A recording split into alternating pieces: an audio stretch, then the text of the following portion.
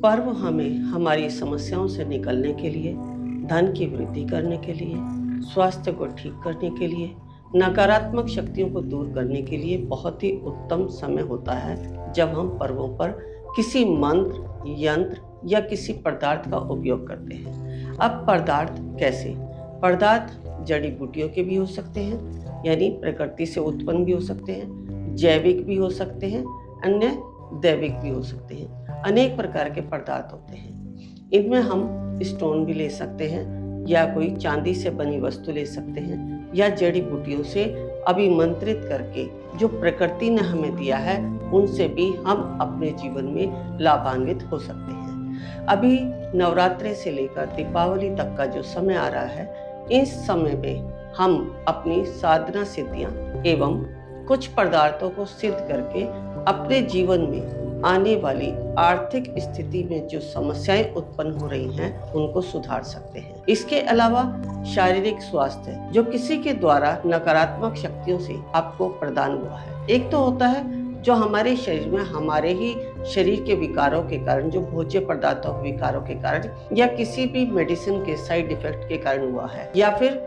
किसी ने नकारात्मक शक्ति के द्वारा हमारे शरीर में विकार उत्पन्न करे, उनको भी दूर करने का ये दीपावली, होली, दशहरा, शिवरात्रि ये पर्व हमारे उत्तम माने गए हैं। या कोई ग्रहण काल या फिर कोई सिद्ध योग जैसे हस्त पुष्य नक्षत्र, अन्य जो योग हमारे, इन सबको ठीक करने के लिए दीपावली, होली, दशहरा और शिवरात्रि या फिर अन्य ग्रहण काल जो हमारे वर्ष भर में आते हैं, उनमें हम अपनी समस्याओं से बाहर निकल सकते हैं। चाहे वह कैसी भी विकट से विकट परिस्थिति हो, उसे हम अपने मंत्र, यंत्र, तंत्र या किसी पदार्थ के द्वारा दूर कर सकते। अब जैसे हम पदार्थ की बात, तो पदार्थों में आप बहुत सारी वस्तुएं आप दीपावली के दिनों में लाते हैं। जैसे कोई दक्षिणावर्ती शंख लाता है, कोई एकाक्षी नारियल लाता है, कोई बिल्ली की जीर रखता है, या कोई विजेता यंत्र रखता है, या फिर कोई भी किसी भी प्रकार का यंत्र जैसे कुबेर यंत्र, लक्ष्मी यंत्र, इस प्रकार के यंत्र आप दीपावली के दिन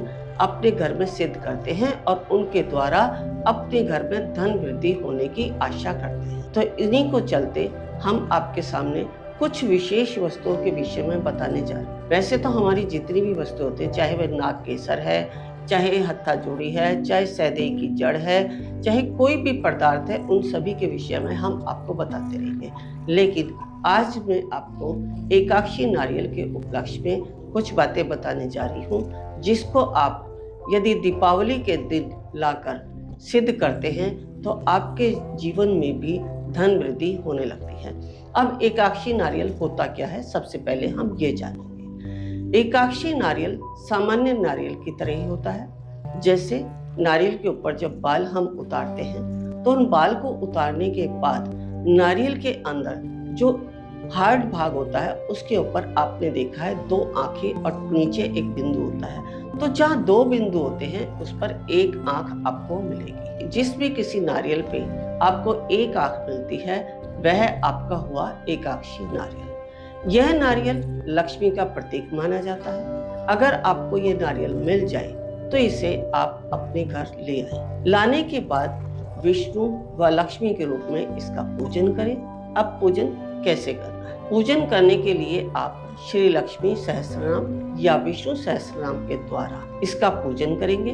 अब पूजन करने के लिए इस नारियल को आप किसी पात्र में रखेंगे। पात्र में रखने के बाद दूध व गंगा जल से इसका अभिषेक करेंगे। इसको धूप दीप अर्पित करके नैवेद्य चढ़ाएंगे। इस पर आप कमल का पुष्प चढ़ाएं या फिर कोई भी लाल पुष्प या गुड़ैल का पुष्प हो या फिर गुलाब का पुष्प। लाल पुष्पों में यही 2 फूल आपने लेने हैं। फिर लाल वस्त्र में लपेटकर, अब ये ध्यान रखें कि जब आप इसको लाल वस्त्र में लपेटेंगे तो इसकी जो एक आंख है वो कवर नहीं होनी चाहिए, उसे नहीं ढकना है। ये सब करने के बाद आप इसे अपने, यदि आप कोई व्यवसाय करते हैं, आपकी कोई दुकान है, कोई फैक्ट्री है, तो आप इसे वहां भी रख सकते हैं। अगर आप नौकरी पेशा हैं तो आप इसे अपने घर में अपनी तिजोरी पे या फिर पूजा के स्थान पर रख सकते हैं। इसमें आपके घर में धन की वृद्धि होती रहेगी।